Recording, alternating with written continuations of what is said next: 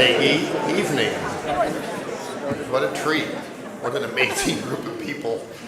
I'm seeing faces I didn't necessarily expect to see tonight, and it's so exciting. We have our trustees here. This has been a fascinating day, reunion for many people, wonderful thing. The first I'm Matthew Scott, I'm president of Carnegie. The first order of business is to recognize two of our people who are being recognized with something called the Service to Science Awards that we award annually for people who are the foundation of our science. And actually, while I talk about them, I would like Jan Dunlap to come up here, and I would like Bill, I've got both, Copious to come up here. Where are you? Here's Jan. Okay, come on up here.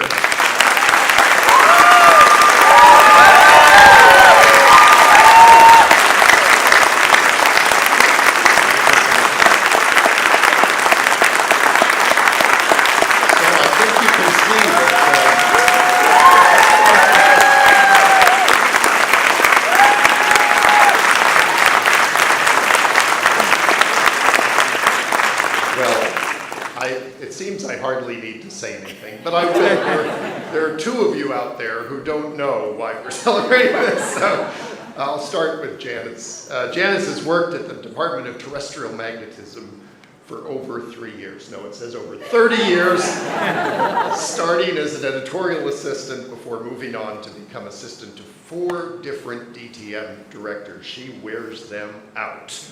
With this award, we wish to highlight her contributions to the department as a whole beyond her service to the quartet, quartet of DTM directors. Janice is a tireless supporter and promoter of all the DTM staff, both current and alumni. No group at DTM escapes her supportive input, but no group benefits more from it than the postdocs, right?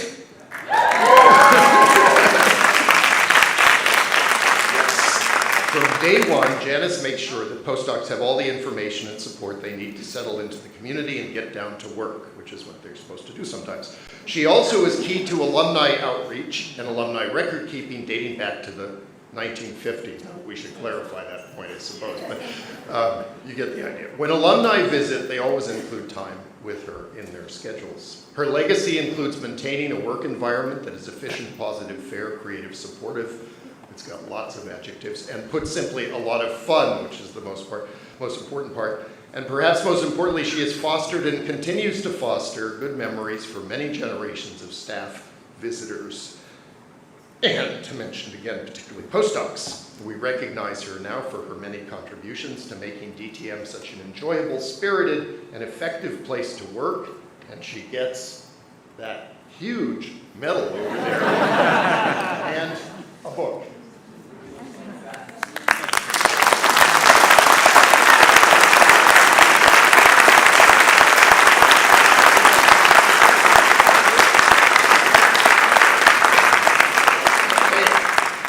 And Bill has been, who also gets one of these gigantic things, for over 24 years. He's been the information technology manager at our Department of Embryology.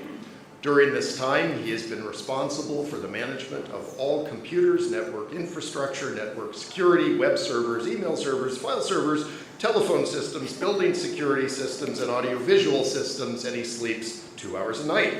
If that weren't enough, he also oversees the department's microscopy efforts, which are considerable and very sophisticated. They have fabulous tools, and they are hard to run, hard to maintain, and hard to be creative on, and he does all of those things. But in 2000, a dark day for Carnegie, Bill left the institution to pursue a job in the commercial architectural millwork field.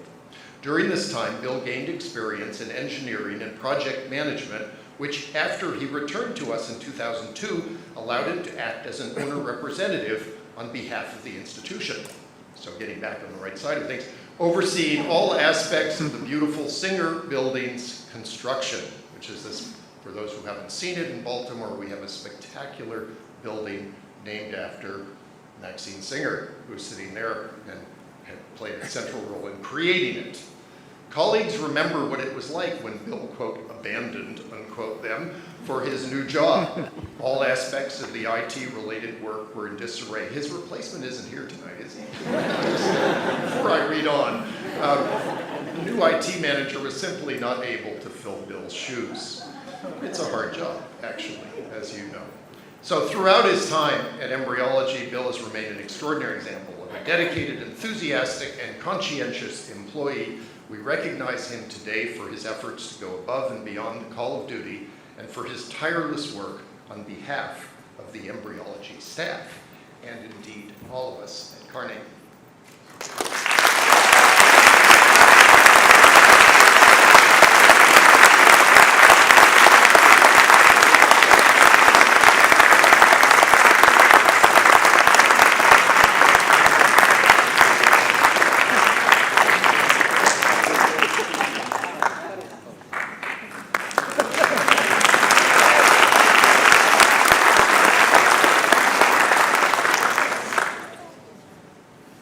Okay, we have had a team of people here working very hard with some outside help to create something that captures a little bit of the spirit of Carnegie in a little over 3 minutes. And this will be, in terms of any sort of public, the world premiere of the product of their hard work.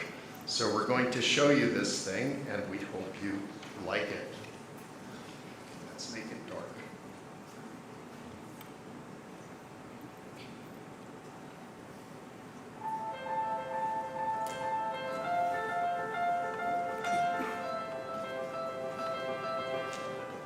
Carnegie scientists explore the outermost reaches of space, the mysterious depths of the Earth, and the origins and mechanisms of life. Our brilliant and dynamic teams of scientists transform the landscape of discovery with their unbridled passion, insatiable curiosity, and never-ending quest for knowledge. With limited teaching, administrative, and grant pressures, Carnegie scientists concentrate on research and are empowered to go their own way. Our scientists are chosen for unique skills and boldness. Their amazing discoveries, spanning more than a century, demonstrate the power of freedom. Carnegie astronomers, astrophysicists, and planetary scientists are committed to finding answers about our universe. From the expansion of the universe, discovered by Carnegie's Edwin Hubble, to the chemistry of stars and the diversity of exoplanets, Carnegie's distinguished investigators probe distant reaches of space and time. From curiosity comes discovery. Geophysicists, geochemists, and ecologists use cutting-edge instrumentation in our laboratories and venture out to nature's laboratories, stunning rainforests, ancient rock formations, flowing lava lakes, and beckoning coral reefs. They explore Earth history and dynamics with passion and determination. Unprecedented independence from short-term pressures, close collaboration, and interdisciplinary approaches set Carnegie scientists apart. Taking risks and using new approaches, their findings have critical implications for understanding Earth's properties and guiding policy. Carnegie scientists make outsized contributions to unlocking the secrets of life and laying the foundation for improving it. Carnegie's Nobel Prize-winning Barbara McClintock made discoveries about chromosomes that completely changed biology and medicine. With latitude to undertake long-term, higher-risk projects, our researchers investigate the molecular basis of life, from computation and genomics to advanced microscopy and engineering, to remote sensing tools and forest canopy fieldwork. We construct a clearer picture of plant, animal, and microbial life, diverse ecosystems, and changes driven by human activities. Carnegie investigators are intrepid adventurers who pursue their goals even as they mentor and train the next generation of scientists. They are free to question, to wonder, to creatively pursue ideas from the vast universe to the subatomic world. Our scientists redefine the pursuit of what's possible for us, our planet, our universe. We explore the past to understand the present and inform the future.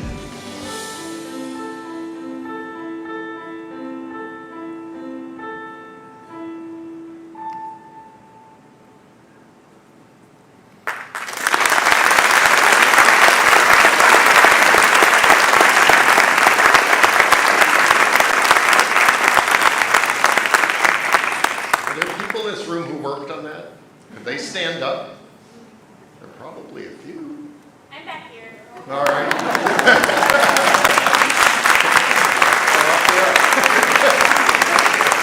That's Dean Rossiger, our scientific programs and outreach manager. But it was a whole team effort, and I'm glad you enjoyed it. You applauded for it, so that's nice. I think it captures some of the spirit of the institution. That's what we're after.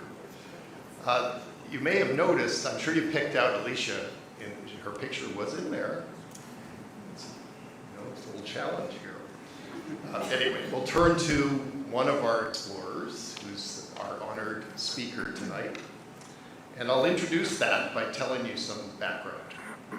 In 1995, just 21 years ago, astronomers discovered for the first time a planet beyond our solar system orbiting a sun-like star. They gave it the catchy name 51 Pegasi b. 51 Pegasi b. 51 Pegasi b. See, it's pretty catchy. Planetary scientists had long suspected that their models of planet formation in the solar system would also apply to other star systems, and this first discovery was very exciting. But as more exoplanets were discovered, the current tally is in the thousands, the excitement soon gave way to puzzlement. Many of the initial exoplanets detected were gas giants, unlike any in our solar system. 51 Pegasi b, for instance, is 150 times the size of Earth and scorching hot.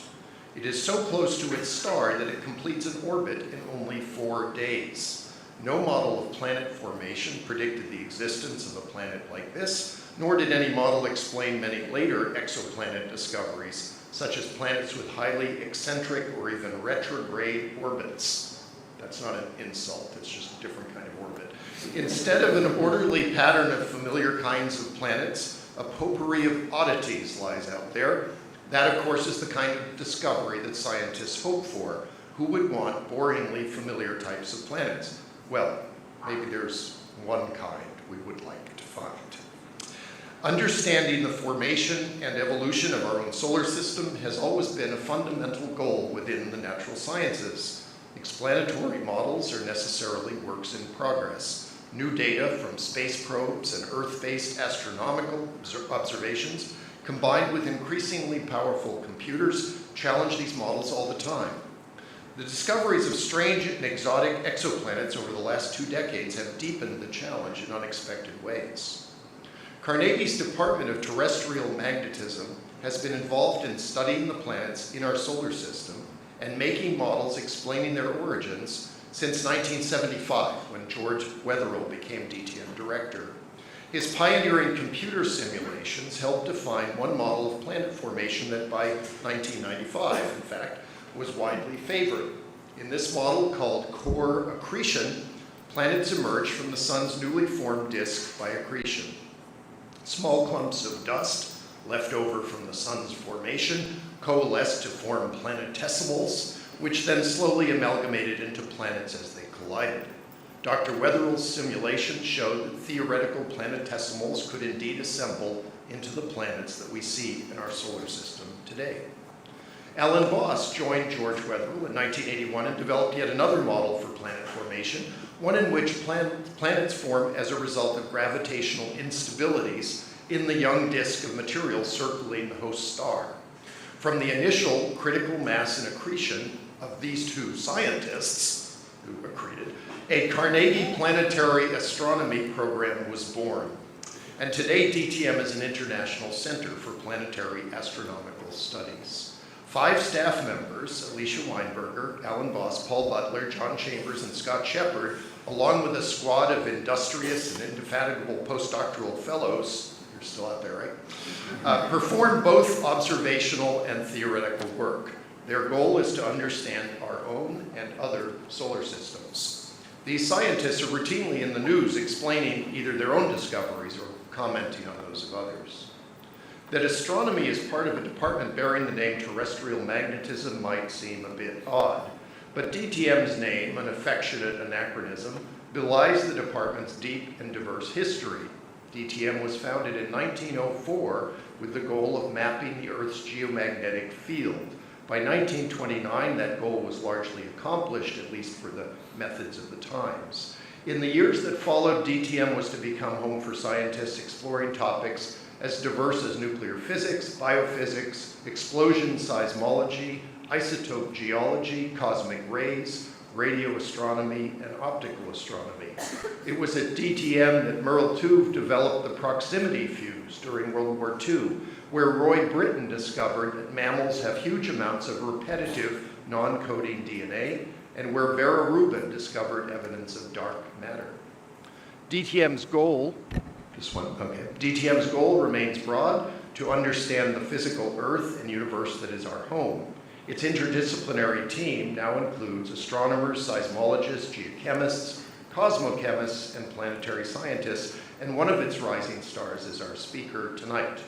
Dr. Alycia Weinberger earned her BS in physics at the University of Pennsylvania and her MS and PhD degrees also in physics at Caltech.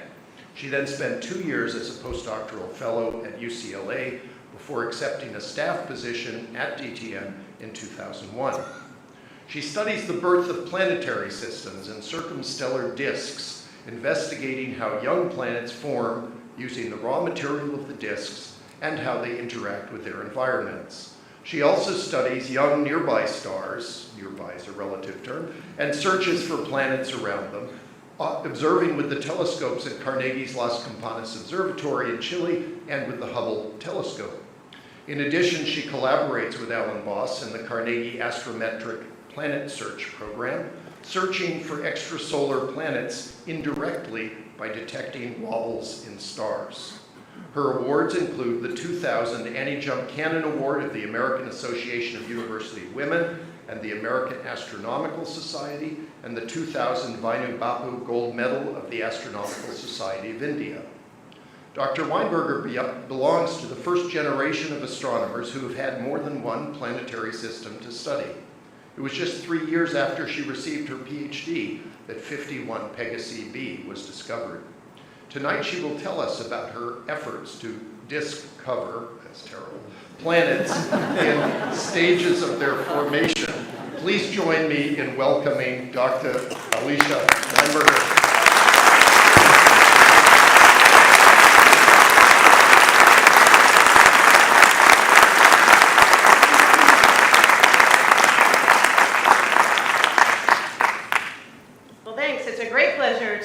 Tonight, especially with our indefatigable postdocs. I love that word since I was a Horatio Hornblower fan.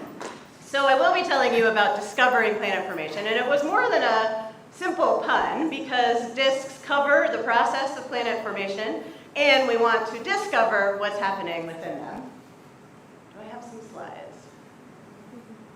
If not, I will wave my hands a lot and be okay. So I will show you a little bit about how we find disks and how we uncover them to find what's beneath them. And disks turn out to be located in all kinds of places when you look for them, including in our own solar system. And so that's why the beautiful photograph on the invitation, which was taken by Yuri Galetsky, who's a telescope engineer at the Magellan telescopes in Chile, graces the invitation because of the beautiful way that it reveals the disk of our own solar system that we call the zodiacal light. And the zodiacal light is, imagine you're sitting in front of your sunny window, and given the weather this week, you really have to use your imaginations, but imagine you're sitting in front of your sunny window and you see the light glinting off of dust that's in the air. At least my house has that dust in the air. And that light is reflecting off the dust and back to your eye, even though you're probably not looking. I hope you're not looking directly at the sun. And the same thing happens in the zodiacal light. The light is coming from the sun, which is below the horizon, reflecting off of that dust and coming back to our eyes. And you'll notice that it's not distributed all over the sky. It's in a flattened distribution, and that is exactly what we call a disk. And it's no accident, of course, that we also have planetary alignments. This is another beautiful picture of yours. It was also the astronomy picture of the day that shows the planetary alignment that we had this winter. You might have heard our indefatigable Jackie Faherty talking about it on NPR, where the planets, you can see several naked eye planets in the morning sky all lined up. And they follow that zodiacal light. If the lights were a little darker here, you might be able to actually see the zodiacal light behind them.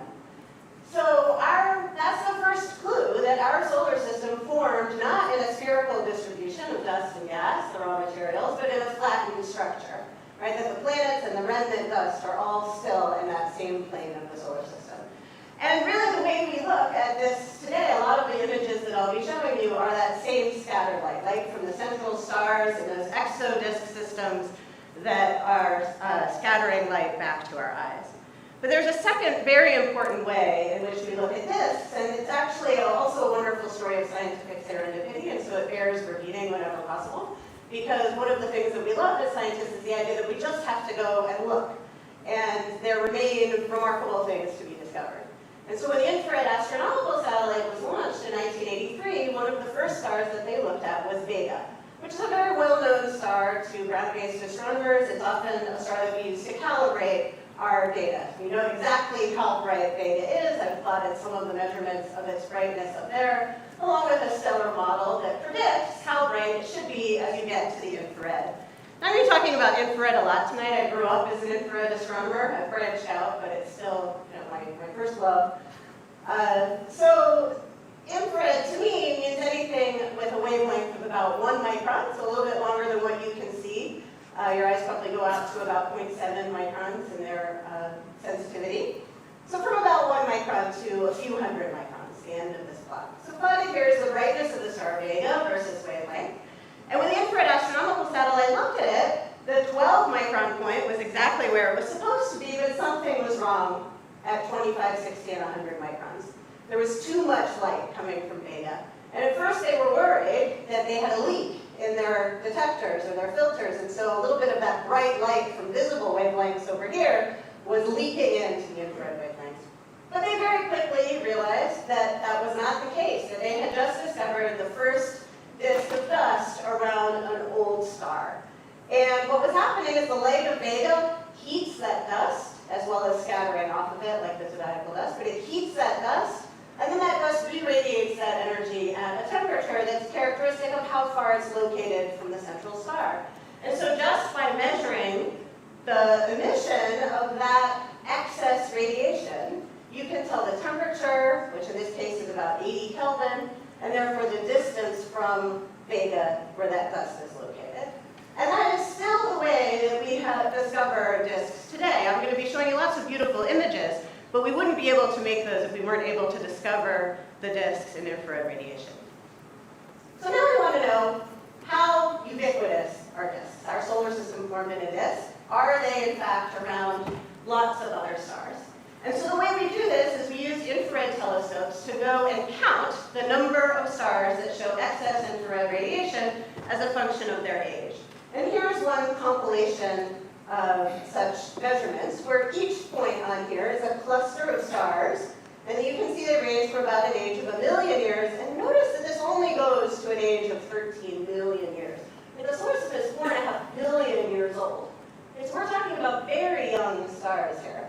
And this looks easy, but I spent, a good year collecting a point that isn't even on this plot. Actually, I should have put it on. So this is someone else's compilation, obviously. So this seemed to disappear very quickly. Now, these particular set of measurements are for warm disks that are rich in gas and dust near their central stars, and so could still be capable of forming planets. And they go away in only 3 to 10 million years. And this was really a challenge for the planet theorists who were trying to form, as George Weatherall was, as Alan Boss was, trying to make planets, because of a very short period of time to be able to accumulate enough material to form a giant planet, while you still have gas and dust around to make such a massive thing. So this really changed the idea of how quickly we had to make planets and lent credence to things like gravitational instability that Alan Boss studies that drive us to try to make planets more quickly. All right, so our planets formed in a disk. Every star, as I just showed you, essentially starts with a disk. So you notice that about 80% or so was the young stars all have disks.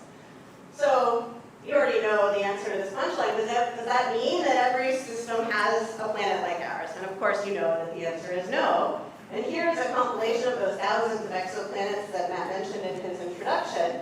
This way of plotting them plots the planetary radius, so here's an Earth radius, versus the orbital period in days. So Mercury has a period of 88 days. So the vast majority of planets are in the universe are unlike anything we have in our solar system at all. They are larger than the Earth, but not as large as Neptune, so a few times the size of the Earth, a few times the mass of the Earth, and very close to their central stars. There's a lot that remains to be discovered. The fact that this part of the diagram is blank probably has more to do with our powers of detection at this point than it does with the actual distribution, but not so much in this direction, where it's easier and easier to find these planets, and yet we find more of these small ones. So our planets in the solar system are, here's Earth in a nice period of 365 days, are really not like those found elsewhere. So that means that these ubiquitous circumstellar disks must create a real diversity of planetary systems. And something about the initial conditions, the physics, the evolution of those disks controls what the planetary systems that we finally wind up with are like. And that's what motivates me and excites me about studying circumstellar disks, because it's a big part of the missing puzzle of what nature has figured out to do, which is to make a variety of planetary systems, but that we don't know how to do yet. So I'm going to take you on a tour of disks tonight. I wanted to start by showing you a few, just to make sure that the things that I take for granted when I look at images, you will also be able to take for granted if I forget to say them later. So first of all, a disk is, as I said, a flattened structure. And I used to just say it's like a compact disk. Everyone has a disk in their house. And now I realize, well, there are probably a fair number of people in this audience who don't have a disk like that in their house. Luckily, the flying disk never goes out of style. So if you have a Frisbee, that's an equally good model of a disk, although not as reflective. The CD was nice and shiny. It's reflective like the Zodiacal light. So you can think of it as a Frisbee or as a pizza. Sometimes we see that disk from a different orientation. So one of the frustrations and pleasures of astronomy is that we have to take what nature gives us. We don't get to go into the laboratory and create a star and a planetary system around it and watch it evolve for 4.5 billion years and then do it again a few thousand times and see how it changes and get some statistics, right? Well, if anyone wants to sign up, any of the indefatigable postdocs wants to sign up for that one, So we have to take what nature gives us, and that means that we see disks, how they're oriented to us on the sky, and we don't get to choose to fly over them, right, at any angle. So sometimes we see them face on, or so they look nearly circular. Sometimes we see them tilted, so they look elliptical, and sometimes we actually see them perfectly edge on, where we're in that very special position where we actually see the star through the disk. And I'm going to be showing you images like this, and the other thing to notice about these is these are all in beautiful false color. And there's nothing being shown to you in that false color that couldn't have been shown to you in black and white, except that it wouldn't look nearly so pretty. So the colors here are just representative of how much light is coming from the disk. So in this particular case, yellow is the bright part. Actually, in all of these cases, yellow is the bright part. So I will show you how we measure composition of the disks, where actually the color of light coming from them really matters. But in most of the images that I'm showing you, it's just false color. All right, so part of this theme of the natural laboratory is that the youngest stars are not actually that close, as Matt said. So we want to make images like this, right? We want to understand disks in detail and where they might be forming planets and how planets are sculpting them. And so if we think about the size of the solar system, the characteristic size might be 10 astronomical units. We like units that are about 1, right? 1 astronomical unit is the distance from the Earth to the Sun. 10 astronomical units gets you out to about Jupiter. So, gets you out to about Saturn. So, if you place that disk 150 parsecs away, this is another unit that astronomers love, but you can multiply by 3.3 and get it in light years if you prefer, then that tells you how big an angle on the sky you have to resolve with your telescope. So in this case, 70 milli-arcseconds, 70 thousandths of an arcsecond, 60 minutes to a degree, 60 seconds to a minute to a degree, 600 arcseconds to the degree. So if you imagine looking at that out in the sky, that's a very tiny angle. And the problem that astronomers have is that we live on a planet which is fabulous for supporting life, and there wouldn't be any astronomers if we didn't have this remarkable atmosphere on our habitable planet. The atmosphere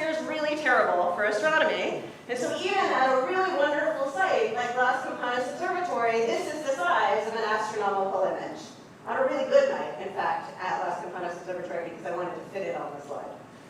So we're not going to be looking at 10 astronomical unit structures and disks with images of that size. So we are a spacefaring people, and we have left the confines of our planet. So one option we have is to build telescopes in space. And so the Hubble Space Telescope can make images of this size. And you can see that is just barely big enough to resolve that 10 astronomical unit disk. So that's great, but we build even better and bigger telescopes on the ground, like the Magellan telescope, 6.5 meters compared to Hubble's 2.5 meters. And we would love to be able to use those to make detailed images if only we could get rid of the Earth's atmosphere.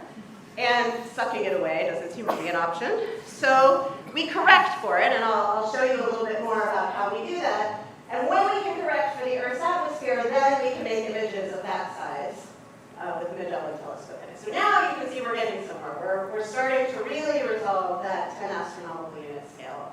And of course, we're not stopping there. If we go ahead and we build the giant Magellan telescope and put it on there, then you can see we're really making progress in being able to tease apart the planet-forming region of exosolar planetary systems. So that's the exciting future, and I'll come back to it a little bit later. Of course, there's one other option. We could bring the stars closer to us. Of course, we can't actually do that, but we can hunt for young stars that are closer to the sun, and therefore are more amenable for this kind of detailed study. And that's also a project that many people at DTM are involved in, is looking for nearby young stars so that they are good places to look at disks and young planets. Okay, so once we've gotten rid of the problem of the atmosphere, we still have another covering problem. It's not a disk covering problem, it's a star covering problem. Because that disk around Vega that I showed you is 1/10,000th the brightness of the star Vega. And the zodiacal light in our system is 1/10,000,000th the light of the sun. And so if we're going to actually find and image those disks, we have to get rid of the star. And this is an image of a star taken from the Hubble Space Telescope. The star is actually behind a blocking wedge there in the middle. So the star is buried down here, but all of this light is just diffraction off of the telescope optics. But it's completely obscuring the region where we want to be able to observe disks. And so over the years, people have worked very hard on many ways of removing that starlight, the simplest of which to think about is that you just subtract it away. You go look at another object that doesn't have a disk. So you start with your star with a disk, you go to a star without a disk, and you subtract. So you have to get the subtraction right. You don't want to subtract away too much light, so you adjust that. And then even space telescopes aren't perfect, so you have to continue adjusting. And you finally get the best image you can, which you've seen, hopefully you saw the disk revealed then around that star. So that is what all the images that I'm going to show you tonight of disks that are made with the Hubble Space Telescope were made with the Magellan Adaptive Optics System on the ground. Some kind of process like this has occurred where we've identified what light is coming from the star, either through observing another star without a disk or through estimating it from the star itself that we have observed with the disk, and we've subtracted it away. And you'll see some of the residual noise from that process in these images. All right, so how do we do that on the ground where we don't have the perfect images created by, or somewhat perfect images created by the Hubble Space Telescope? And that's where the whole technology of adaptive optics comes in. And adaptive optics is the idea that the distortions in the Earth's atmosphere can be measured and corrected in real time. And real time has to be fast. You can think of the distortion in the Earth's atmosphere as being like a cell of different materials, 300 of those cells sitting above the telescope and blowing across your telescope so that they change every 10 to 100 milliseconds. So that sets the number of correctors that you have to have on your mirror. You have to have enough to correct for every cell in the atmosphere. And it sets the time scale on which you need to do that correction in order to have the pattern be static while you correct it and then make your astronomical image. And so the Magellan Adaptive Optics System has a thin mirror, a couple of millimeters thick, so that it can be distorted in exactly the opposite way to which the atmosphere is distorting the images. And glued to the back of that thin thin sheet of glass are 585 magnets, which you can see in this picture. So that's essentially one, or a little more than one, for every atmospheric cell that we would expect above our telescope. That then inserts into a body up here, which has a little inductive coil that pushes or pulls on each of those 585 magnets at up to a kilohertz. So you sense what the atmosphere is doing, you send that opposite signal to this deformable mirror, you deform it to exactly take out the effects of the atmosphere, and then all the while you send the science light that you want to your science camera and you observe. And here's a picture of it when I was at the telescope about a year ago, actually mounted as the secondary mirror of the telescope. So light comes down to the big 6.5 meter primary, goes up to the secondary, and then goes to our science instruments. So I wanted to give you a quick demonstration of how it works. Here's a standard astronomical image taken from the ground. It's part of the 2MASS survey. These were taken with pretty small telescopes under fairly standard non-loss components like atmospheric conditions. So the images in these, the stars in these images are 1 or 2 arc seconds across. Remember, we like to get down to the tens of milliarc seconds. If you just go to a good site like Las Campanas, you can immediately see actually that this star in the middle is 2 stars. But each of those stars look like blobs due to the atmospheric turbulence. Then I'm going to show you what happens when we turn on the adaptive optics system, and all of the light is going to be concentrated in a nice diffraction-limited image. So there it goes, getting better, it's tuning up, and there's the final image. So that is what an image from Magellan would look like if you took it into space. And almost all of the light is concentrated in a little core. That's that little size that I showed you on my diagram of what Magellan can make. And then, of course, we have rings of light around it, which are called the Airy rings. And that's because Magellan is a circular telescope, and that's the pattern that a circular aperture makes. It would make that whether it were on space also. So that's what we're using for our ground-based observations that can actually uncover detail in disks. So now I'm going to take you on a tour of planet formation from earliest to latest times. This is a wonderful synergy with my colleagues at the Department of Terrestrial Magnetism who study Earth and space materials that actually nail down the time scale for the formation of the solar system. Because ultimately, one of the questions we have is how typical is our solar system? So I can go to my colleagues, to Rick Carlson, to Larry Nittler, Connell Alexander, et cetera, in the geochemistry, cosmochemistry group, and say, exactly how old is this object, that asteroid, when it formed? And they can tell me that from the time that the first solids formed in the solar system to the time that there were asteroid-sized objects was probably only 1 million years, which is amazing. That first step of planet formation seems to happen incredibly quickly and tells us that we want to look at very young stars in order to understand how that process may be working. And then we can ask them, well, how long did it take to make all of the terrestrial planets? And they tell me, well, the Earth's last big formation event, which was the giant impact that formed the moon, happened at something like 30 to 100 million years old. They're a little less precise on this one, and they're still arguing about it in the hallways, I think. So the whole process of terrestrial planet formation, from that very fast initial formation to the final Earth as we know and love it today, took 100 million years, say, 30 to 100 million years.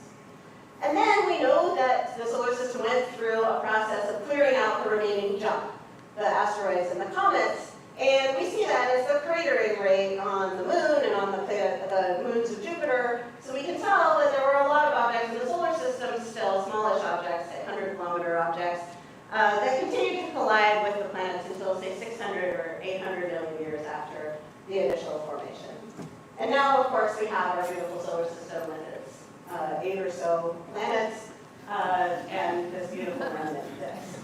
So what we want to do is go look at these time periods for the analogs to solar system formation and find out what's the same about them, but also, of course, what's different about them, because we want to know how they form that panoply of planetary systems. So here again are some images of disks. Now they're at each of the time periods that we talked about on that timeline. And here are some processes at each of those times that we think are happening. So we start with the original star. We have a period where we have a massive gas-rich disk, plenty of material for making gas giant planets and ultimately for the smaller terrestrial planets. That gas seems to go away extremely quickly. I'm not going to talk about the observations that have shown that, but it seems that the gas is there in one year and then gone in a million years later. Then you wind up with a planetesimal dominated disk. So planetesimals are my generic term for asteroids and comets. I'll show you some ways that we can tell the difference when we see those two perhaps different kinds of bodies in other systems, but when we don't know what we're talking about, we call it planetesimal. And then, of course, we wind up with our beautiful disk. So let's take a tour of this process of formation, starting with the youngest systems, these massive gas-rich disks.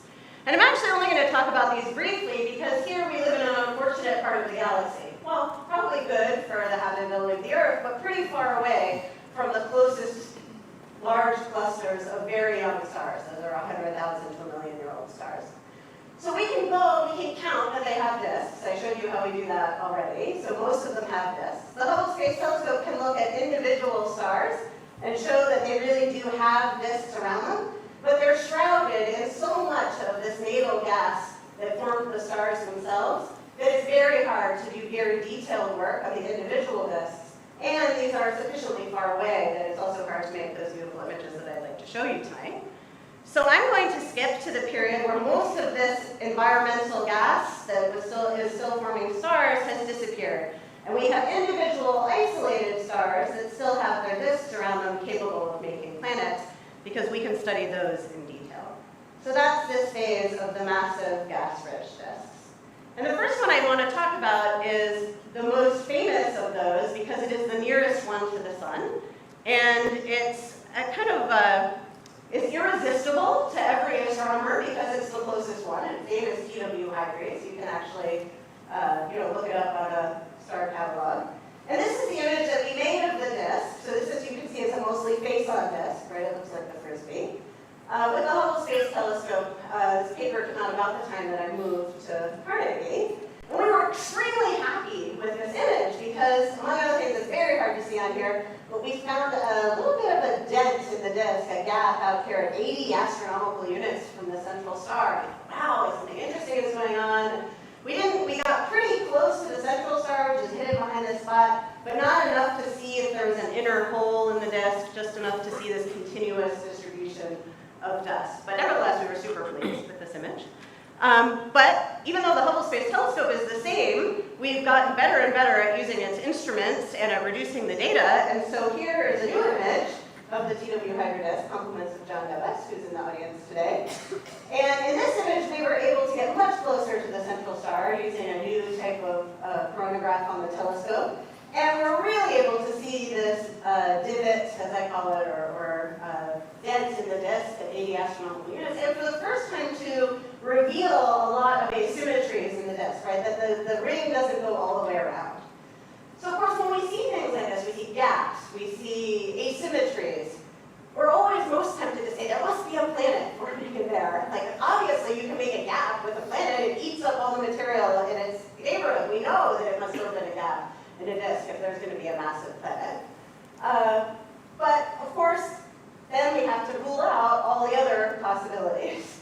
And we don't know what's making the gaps and the asymmetries in this disk yet. So planet formation is definitely one possibility. But there are other possibilities, including the fact that maybe these gaps come and go. So maybe the disk is undulating up and down. And so sometimes we see high points and low points in the disk. So if we look at it over time, for example, maybe it changes. Maybe there are ices condensing in different parts of the disk, and so we see areas where the disk doesn't reflect as much light back to us because the particles have grown and settled to the midplane of the disk where they might be participating in that process of building planetesimals and then planets. So these are all things that we're trying to uncover, and I have to show, even though it's not our own work, this beautiful image that came out about a week or two ago from the new National Science Foundation Atacama Large Millimeter Array, ALMA, in Chile, which is able to look at the larger dust grains in the central part of the disk. So you're only looking at this part of the disk in this image, and finds even more gaps in the disk that have been carved out. One here, if you can see it, and then a really noticeable one right in the center. So they've finally gotten down, they can see that. And so we're trying to put all this data together and understand which of those processes. Is it the planet formation? Is it the solid, the large body formation? Is it the small solid formation that's carving out all of the structure in the disk? So as we do that, one very important clue is not just the structure of the disk, but it's the composition of the disk. So for example, we looked very hard at this disk and we found no water ice on its surface, and other people have looked very hard and found only a little bit of water vapor on the surface. And that's sort of strange if you think about how common a molecule water is, and how the temperatures in the outer parts of these disks are ripe for having water ice to condense.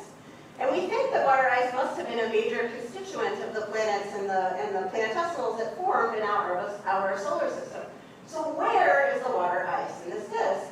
And unable to understand the disk where there wouldn't be water ice, we said, well, we must just not be seeing it. We're mainly seeing the surface of the disk in our images. The water ice is sticky, it's really great for planet formation. It's probably grown and sunk to the midplane of the disk where it's participating in planet formation, and that's why we don't see it. It's not super satisfying because we'd actually like to know that that's what's happening. So we're continuing to look at a lot of disks to ask, where is the water ice? And this next one that I want to show you, we actually found it. So these are now images from the Magellan adaptive optics system. It's of a different star, which has this ring of gas and dust around it, which is quite large. So this whole thing is a couple of times the size of our solar system, 3 times the size of our solar system. One of the things that we can do with the Magellan adaptive optics system is to observe at wavelengths that aren't available on the Hubble Space Telescope, out further into the infrared. So these wavelengths at 2 to 4 microns are wavelengths at which Hubble does not operate. But they're very important because in particular at 3.1 microns, that's where water ice absorbs light. So if you shine light onto an ice cube, it will absorb the light at 3.1 microns. And you can see that the disk looks a little bit fainter there, right? So sure enough, we measure the disk not just in one place, but we can measure wherever we want in the disk. In this case, I'm going to show you that I measured it in 4 places. And we can show then what the spectrum of the disk looks like. That is how bright the disk is as a function of wavelength. And you can see that it dips down at 3.1 microns. And that is the telltale signature of water ice in this disk. So what's so special about this one? Does it just have more water ice? Or is it that something vigorous is happening in the disk that's taking all that water ice that would normally participate in planet formation and bringing it back up to the surface where we can see it? Well, one clue might be this giant central hole, which appears to be cleared of most of the material.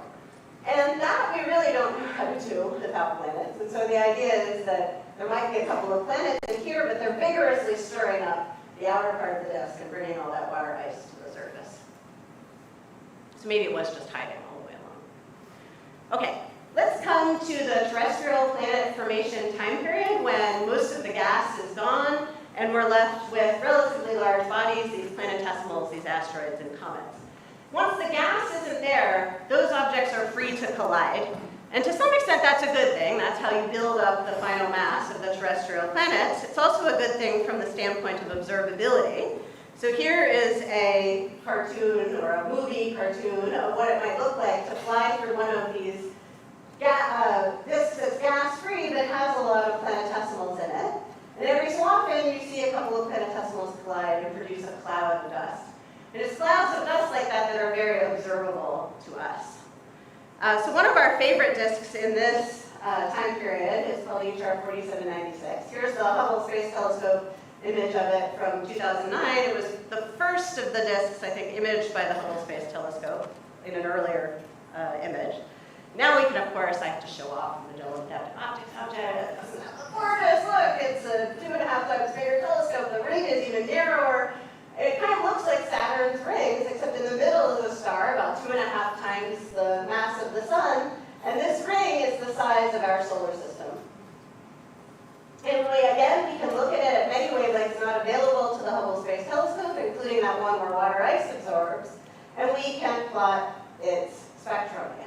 Now notice this one, this model doesn't fit very well, right? No ice, not very much evidence for ice absorption in this one. Instead, our best model for the dust out here is dust like what comes to us on Earth from comets. So there are these interplanetary dust particles which are picked up by planes flying very high. And this is a picture of one that Larry Nittler took that he sent me. And you can see that it's very porous, it has lots of holes, it's kind of fractal in structure, it's from blobby, and that kind of dust grain is our best model for the dust that we're seeing in this exoplanetary system. And so by analogy, we think that this ring of dust that is at the same location where the comets are in our solar system, but around another star, is also made of the same kind of dust, this fluffy, cometary-like material. All right, and I want to show you one more of these dust-dominated disks for two reasons. One is that this image is just so cool. I mean, check this out. So there's this little disk in here, and then there are these huge wings of dust. And if you can see, there's actually a second wing of dust right here. So you can see why people call these the moths. This is not the original moth, it's like the second moth. Because, you know, it looks like a moth. Although actually, for those of you who are Babylon 5 fans, I call this the Babylon 5 effect because I think it looks more like the shadow spaceship from Babylon 5. I mean, doesn't that kind of look at me? So what is causing this tremendous structure? It's gigantic. Even though the main disk is about the size of the solar system, this dust extends for hundreds and hundreds of astronomical units. Is that something characteristic of other systems? Well, our leading idea for this is that space is only mostly empty. And so if you take a disk that has a lot of small dust grains in it, and you plunge it through a place where there's a little bit of extra gas in the interstellar medium, in the space between the stars, you can actually push it out and make it look like those moth wings. Now, a surefire way of telling if that's the right explanation would be to look at these disks for the dust grains that shouldn't happen to. So these small grains, the ones that are really created in gigantic collisions, sure, they can get pushed around by the gas in the interstellar medium, but the big dust grains, or the planetesimals, they don't care about a little extra gas, and so they're going to stay right where they were created. And so now we can do that by using the ALMA array. So we can look at longer wavelengths out into the submillimeter, which looks at the large dust grains. And so we did this experiment. We said, what does it look like with the grains that don't care about the interstellar medium? And I only have half the data, but I really wanted to show it tonight. So here it is. And this is the image taken at 850 micron dust, roughly. This is like 1 micron dust, and this is like 850 micron dust. And it's a very narrow, thin disk. This thickness here is actually indistinguishable from infinitely thin. Those pixels that you see are just the actual resolution of these data from online. We're going to get twice as good resolution when the array gets to the proper configuration in a few months. So it's looking to me like this is probably the right explanation for why you get some of these tremendously extended disks. Okay, but what about disks like the solar system? What do we know about old stars like the sun and the disks around them? Well, we know that that time period is important for setting the final architectures and compositions of planets. We know it's important for life. And we know that even in today's solar system, there are occasionally impacts on planets. So those of you old enough to remember the 1994 impact of the comet Shoemaker-Levy 9 on Jupiter. And we recently showed in a paper that was really fun to work on that you can actually detect the impact of an exosolar comet onto an exoplanet like Jupiter if we were looking at the appropriate wavelengths. So you can see that these 4 images of Jupiter are from right after the impacts. These are the impact spots, but Jupiter itself almost disappears in this image. You probably can't see much of it at all. And that's because methane in the atmosphere of Jupiter has absorbed all the sunlight hitting it at this wavelength. And all you see is the result of the comet impact. And so if we were looking at an exosolar giant planet like Jupiter at this wavelength, and we saw it suddenly get bright and stay bright for several months, that would be a good indication that it was actually hit by an exosolar comet. Now we actually do see evidence as well of occasional giant collisions around other stars. So this is one example where it's as if the 5th largest asteroid in the solar system was completely pulverized in a collision with another object down to the size of these tiny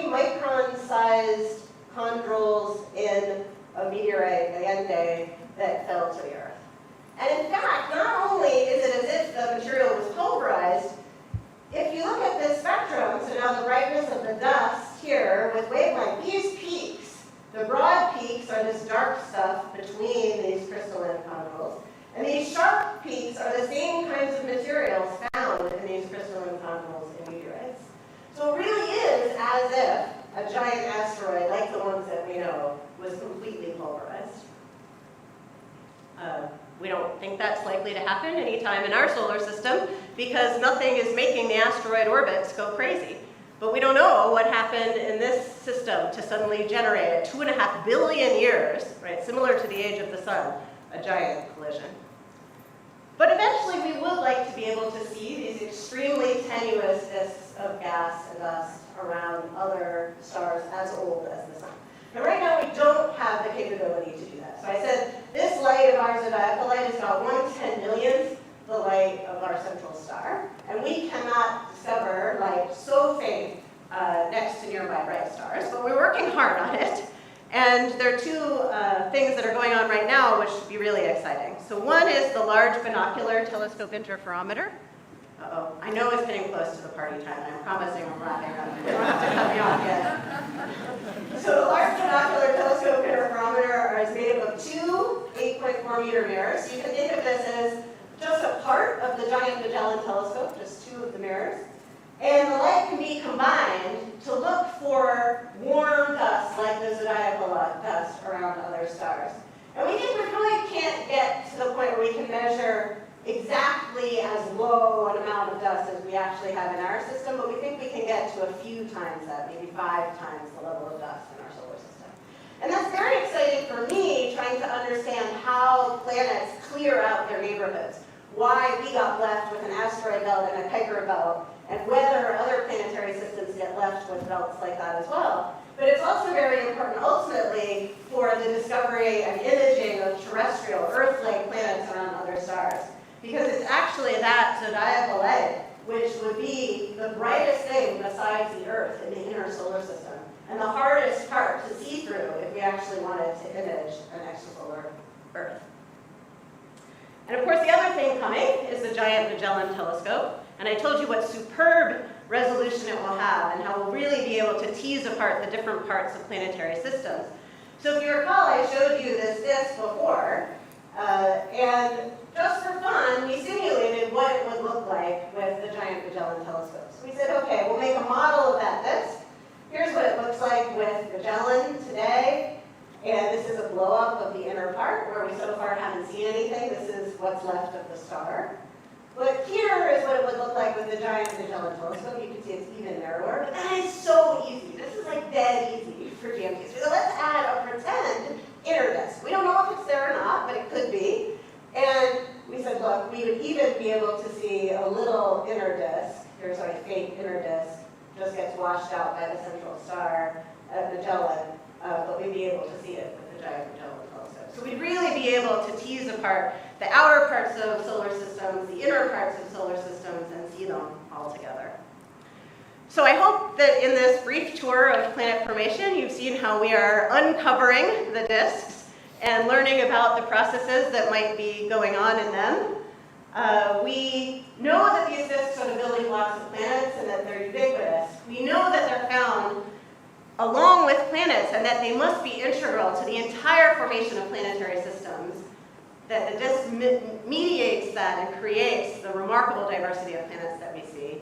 And I think we're only going to continue to make great discoveries of extrasolar disks. But before I end, I have to, of course, say that this was not done in isolation. We do get amazing postdocs at DTM, and I've had the total pleasure of working with many awesome people, some of whom are in the room tonight. These are only the subset of postdocs that I've worked with on disk-related topics, and it's been pure joy. So I thank them, I thank all my DTM and GL colleagues for all they've learned from them about planet formation over the years, and of course funding from NASA, the NASA Astrobiology Institute, the National Science Foundation, and Carnegie. So thank you very much.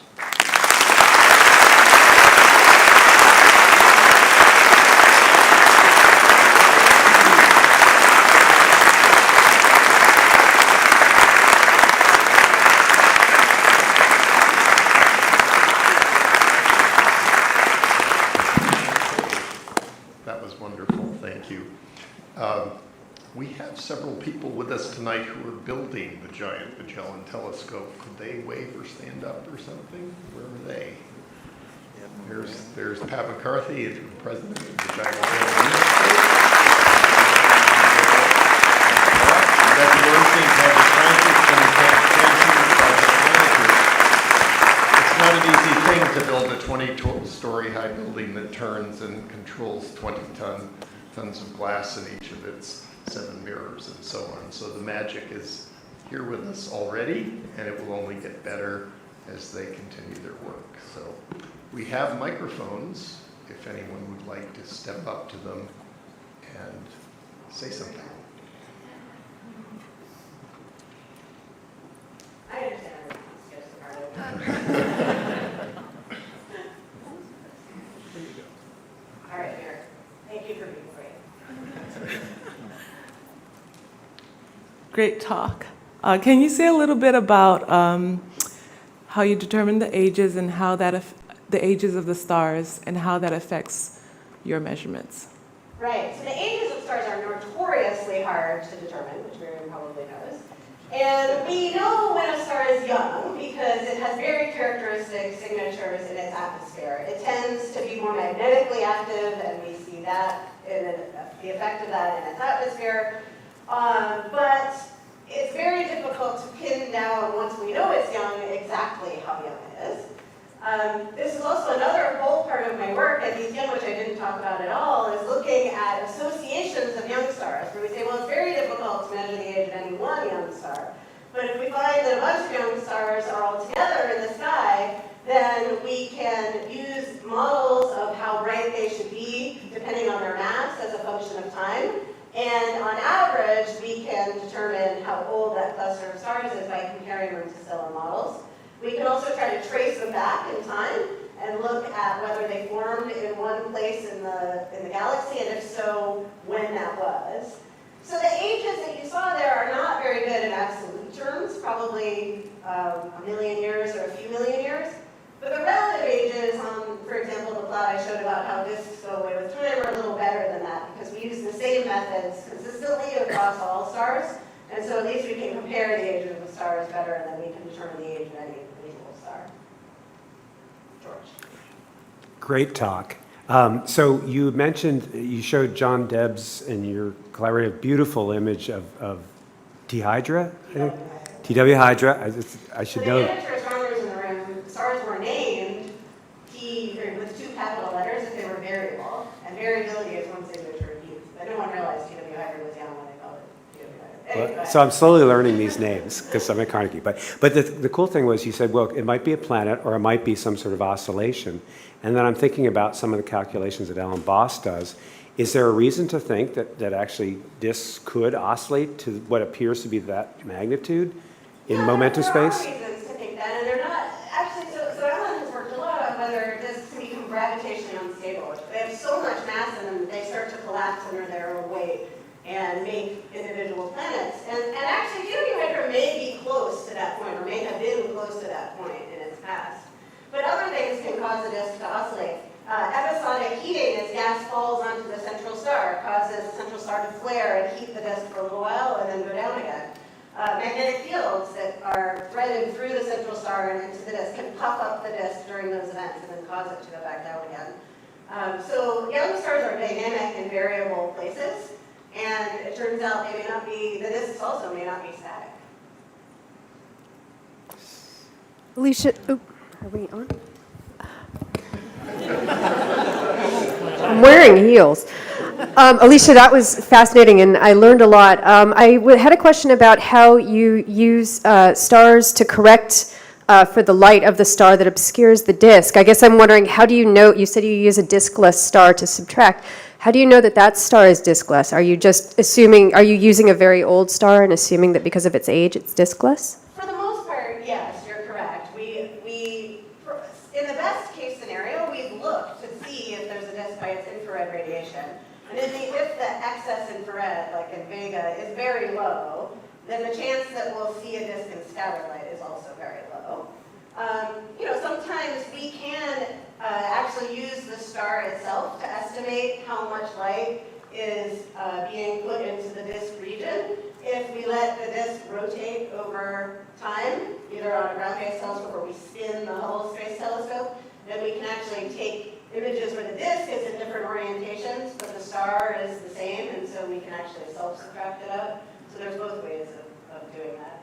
But we do rely on the fact that disks are not super common around your average star that you look at in the sky. Hi, this is really cool. Can you explain to people who, like me, don't really pay a whole lot of attention to what you do, how this dust disks, when they actually resolve into different layers, they coalesce to form planets, how they form small ones, how the matters actually come together? Yeah, I think you've got it, basically. So at the microscopic level, we think that you can actually, so we start with dust that's about a tenth of a micron in size. And that has survived its production in old stars.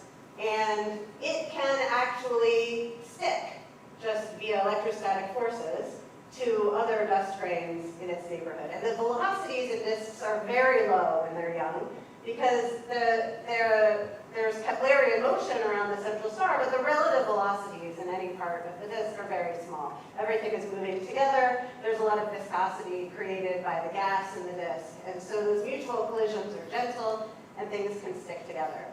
Some of my colleagues at DTM are working very hard on the problem of what happens as those dust grains get a little bigger, say to centimeter, millimeter to centimeter size, when they are not expected to stick anymore. They would probably bounce off each other and fragment, even at the low velocities in disks. And so the best idea, I think, currently is that there are ways of concentrating dust.